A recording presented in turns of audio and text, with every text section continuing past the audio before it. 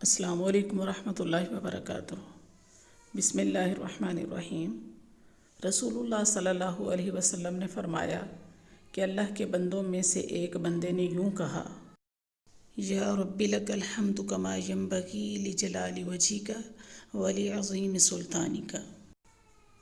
اے میرے رب، میں تیری ایسی تعریف کرتا ہوں جو تیری ذات کے جلال اور تیری سلطنت کی عظمت کے لائق ہے۔ تو یہ کلمہ ان دونوں فرشتوں یعنی کرامن کاتبین پر مشکل ہوا اور وہ نہیں سمجھ سکے کہ اس کلمے کو کس طرح لکھیں۔ آخر وہ دونوں آسمان کی طرف چڑھے اور عرض کیا: اے ہمارے رب، تیرے بندے نے ایک ایسا کلمہ کہا جسے ہم نہیں جانتے کیسے لکھیں۔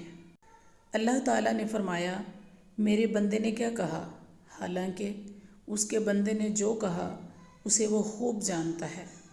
ان فرشتوں نے عرض کیا: تیرے بندے نے یہ کلمہ کہا ہے: یا رب لک الحمد کما ینبغی لجلال وجہک وعظیم سلطانک۔